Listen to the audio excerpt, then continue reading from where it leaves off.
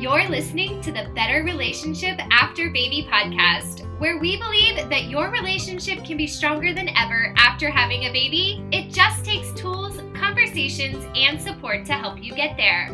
I'm Chelsea Skaggs, certified life and relationship coach, mom of two, and survivor and thriver of tough marriage challenges after babies. I am committed to helping couples just like you improve your communication skills, connection points, and personal confidence so that you can have the life and family you've always dreamt of. Now, let's get to today's episode.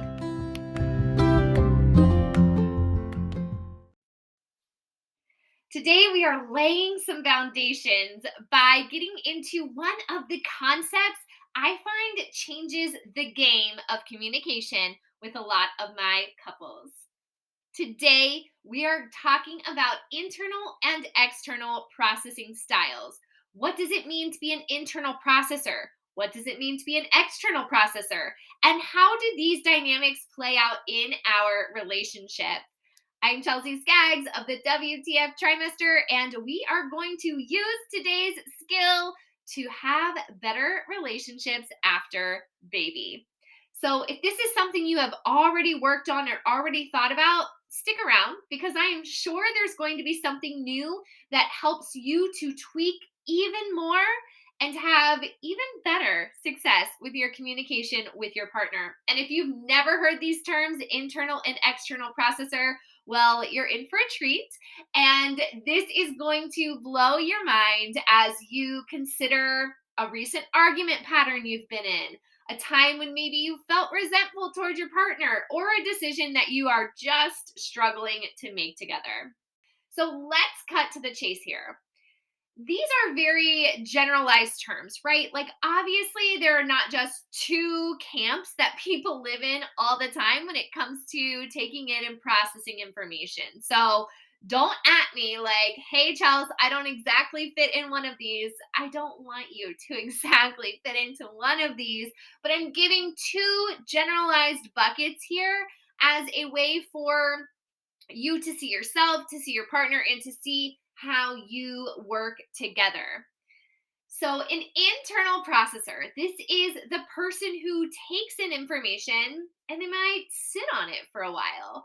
They want to refine their thoughts. They want to make sure that what they say is what they mean.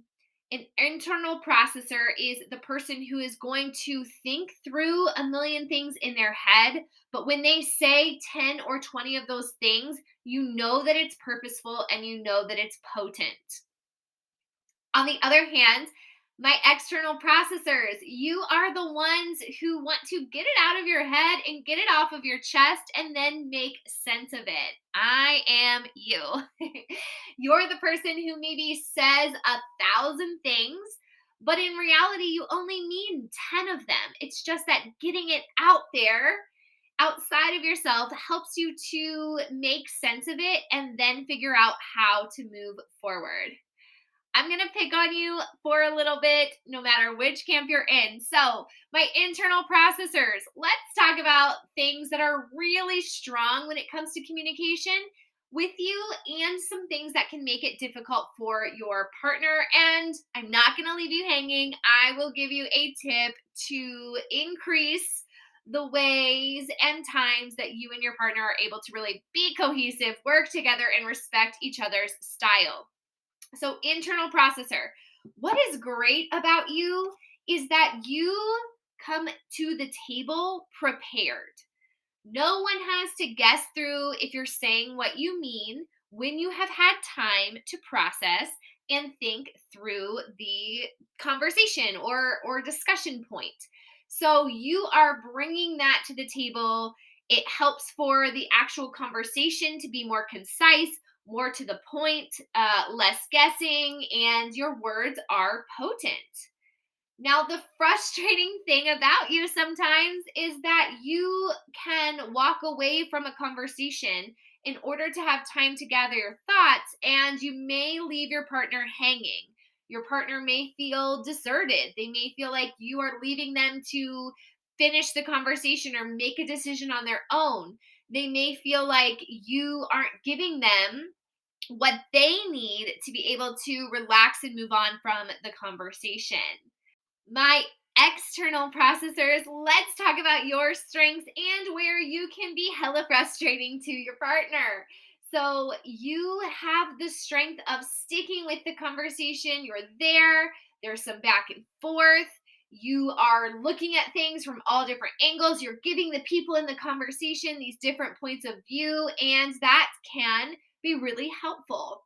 However, it can be frustrating to be in a conversation or an argument with you because you might leave your partner in a place where they are guessing, okay, did she really mean that? Is that what she means? Oh my gosh, but then she just said this. And it can sometimes feel a little bit like a roller coaster ride trying to reach a consensus or a conclusion with you.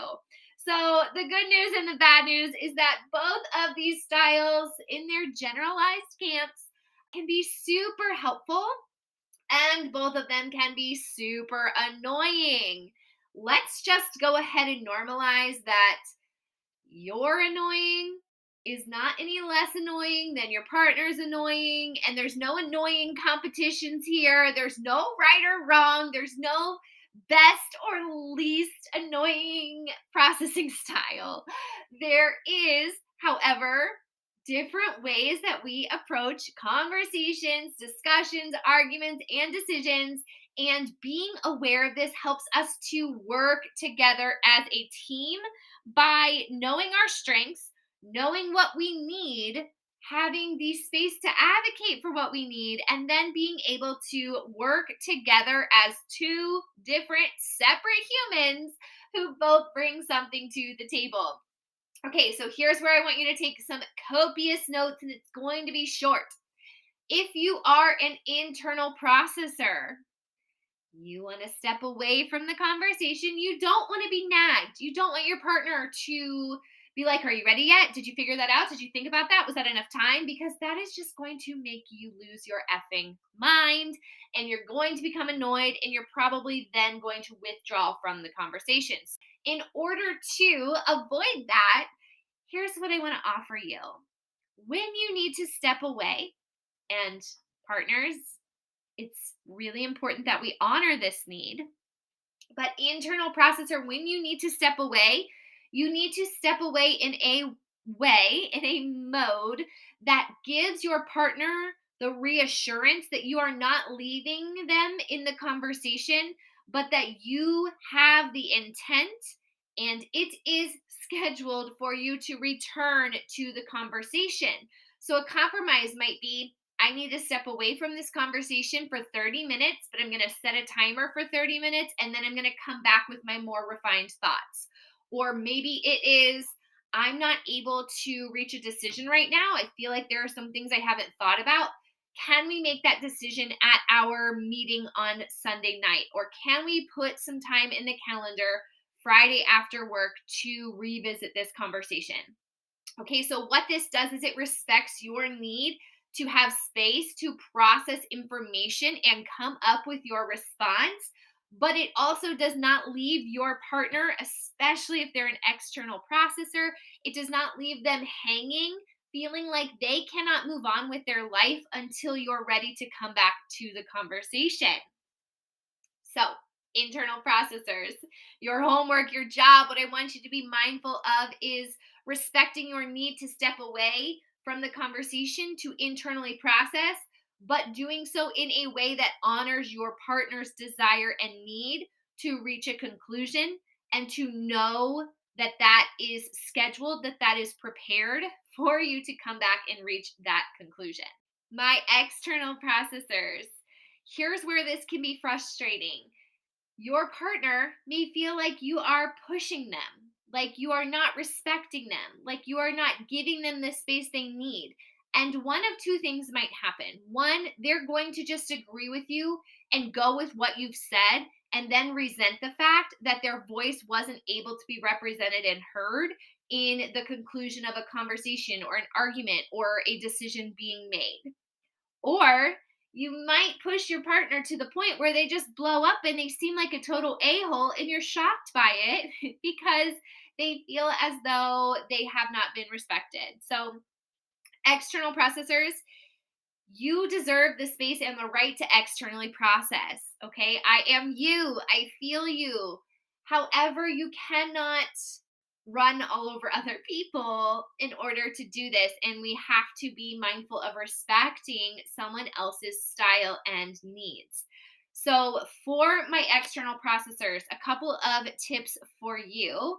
The first one is that I want you to ask your partner for permission or just, for the safety to externally process and give them the heads up that you are externally processing and you do not need them to fix or take to heart everything that comes out of your mouth right now. You will then let them know when you feel more solid and concise in what you want to say. And then that is the time for them to take it a little more personally or emotionally and really dig into what you have shared. So, my external processors, this might sound something like this. Hey, babe, I need to externally process right now. I don't want you to take everything I say to heart. I'm trying to get it off my chest so that I can figure out what I really want to say. And the other tip that I have for you, external processor, is to use a different outlet when possible. I love using the voice memo on my iPhone. I just pull it up, and you guys, I probably have over 100 voice memos that I may or may not ever listen to again. But it was a place for me to put my thoughts. It was a place for me to externally process. Sometimes I literally just go for a drive and I talk to myself in the car, or I might journal, or maybe sometimes it's a friend or a sister who is able to just listen and not really worry too much about what you're saying in the processing mode. But it's also very fair to not expect our partners to always be the full place where we input our processing until we figure out what we mean. So, this gives us, again, these two generalized ideas of an internal and an external processor. And my hope is that this helps you to identify what you veer towards. The reality is that you probably have some of both of these camps inside of you, and perhaps they come out at different times or they're more prominent in different times. But there is definitely a way that most people lean, and we want to be able to understand that about ourselves so that we can advocate for ourselves and we can also make sure that our actions are respectful of those around us. And we want to be able to understand that about our partner so that we can both respect what their needs are and we can adapt our expectations of the experience around what we know to be true about them. The goal here is for us to have ways where our conversations, our decisions, and even our disagreements become more respectful and become a place where both people are able to show up uniquely as they are without feeling like they have to tiptoe around their partner. I want you to be able to have a strong voice.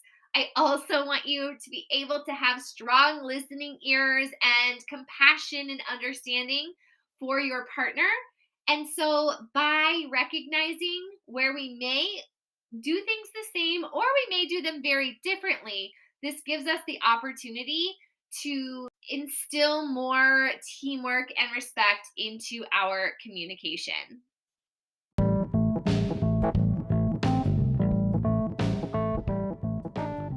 Today's episode is sponsored by Good Clean Love.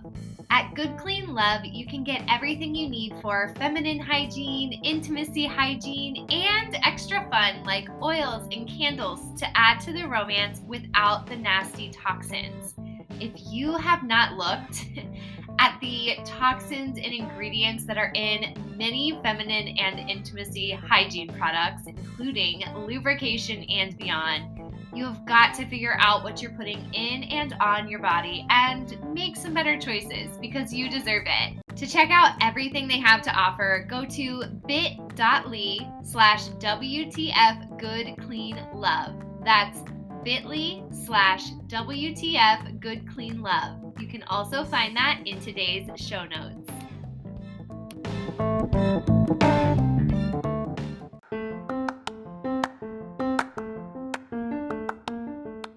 Today's episode is sponsored by Love Lingual. Love Lingual has card decks that increase your communication and connection with carefully curated cards containing unique and thought-provoking conversation starters. Mike and I use the couples deck regularly to add something new to our conversation and just honestly to always be learning more about ourselves and one another. You can find your first deck at bit.ly/WTFLoveLingual. That's bit.ly/WTFLoveLingual. You can also find that link in today's show notes. I'm sure that for some of you, your brains are exploding right now as you think about a recent conversation, argument, or decision that you have been in. And as you think through this, I share with you that this is so fun for me to help you and to help my clients really pinpoint in their own relationship, because this was such a game changer for me in my personal relationship with Mike. I'm the external processor. He's the internal processor. And you guys, we are like the generalized stereotypes when it comes to how we approach a situation, how we process information, and what it means for us to continue and reach a resolution. And this was true for us prior to having kids. However, after having kids, there is less time, less brain space, less sleep, sometimes just less to work with. And this issue felt like it became so much a part of what was happening for us that we had to revisit it and we had to have these conversations again and we had to get really clear. So, like I said, I'm the external processor. Mike is the internal processor. And there were times I just felt like he wasn't listening to me. He wasn't hearing me. Or even better yet, I just felt like he didn't care about these situations, about our home and our family and our kids and the things that had to happen. And so the story I told myself in my head was that he didn't care. He didn't care as much as I cared. And damn it, I had to shoulder the whole load of caring. And if you know my husband, you know that that is not true. It is not that he is an uncaring person. It's that he is not an urgent person. And I mean this in every possible way. He does not make rash decisions. He does not say 100 things just to get them off his chest without care for what the impact might be on those around him. That's something I'm working on. He wants to think through situations, and it's not because he doesn't care. It's because he cares so much that he wants to say and do and believe and root our values into the right thing.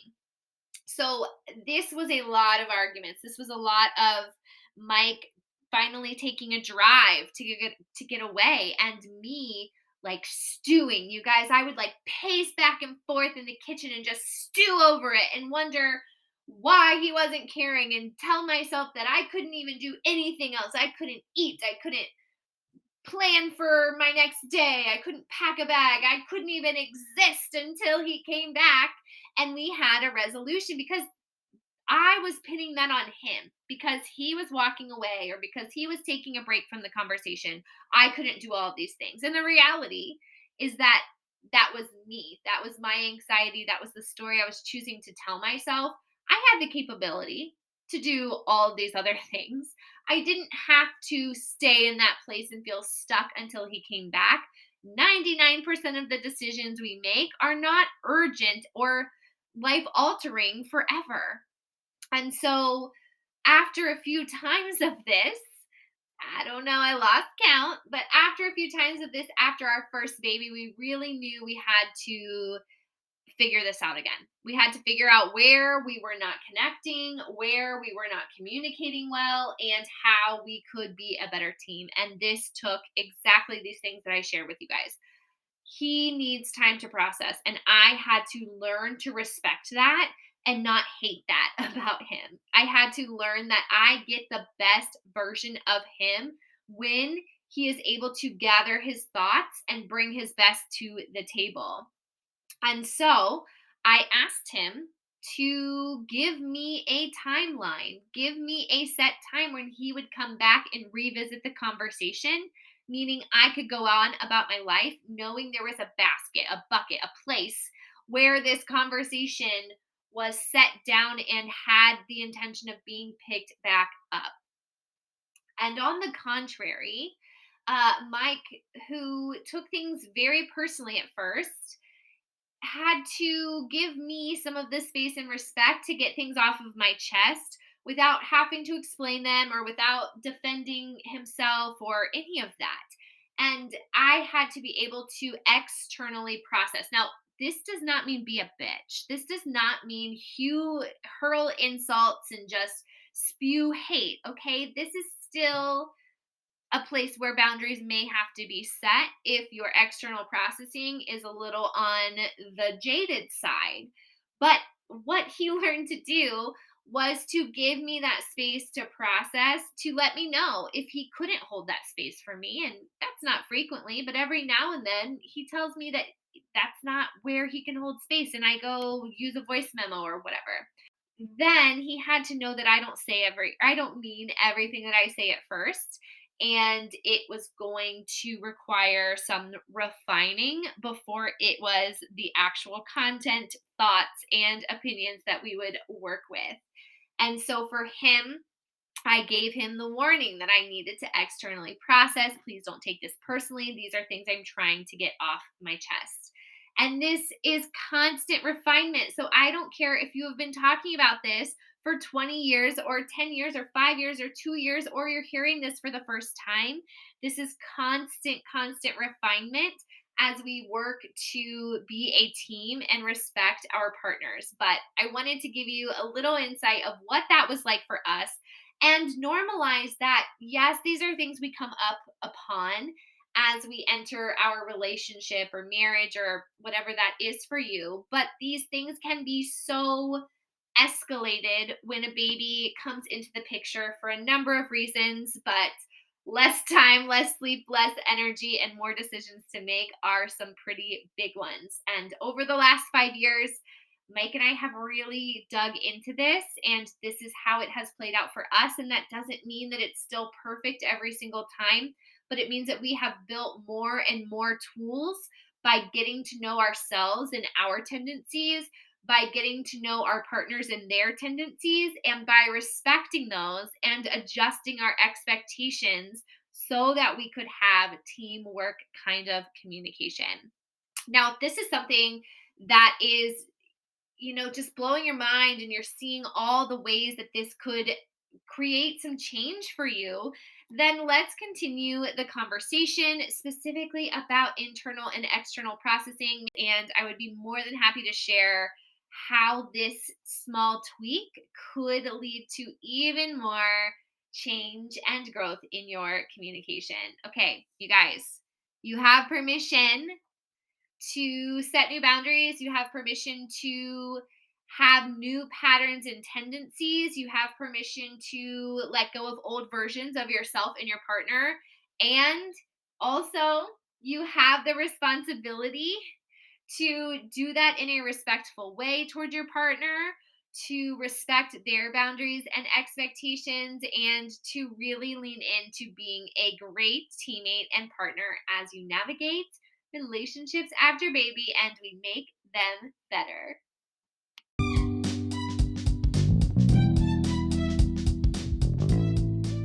If you've enjoyed today's episode, I want to invite you to explore coaching with me. I help my clients identify where they are, where they want to be, and what is standing in their way. And then we get to work changing mindsets, altering patterns, and developing the communication skills, connection points, and personal confidence you need to live the life that you want to be living and you deserve to be living the fullest version of yourself for your own experience and for your family. I offer a free 15-minute exploration call where we just chat about where you are, where you want to be, and and whether coaching is the route to get there.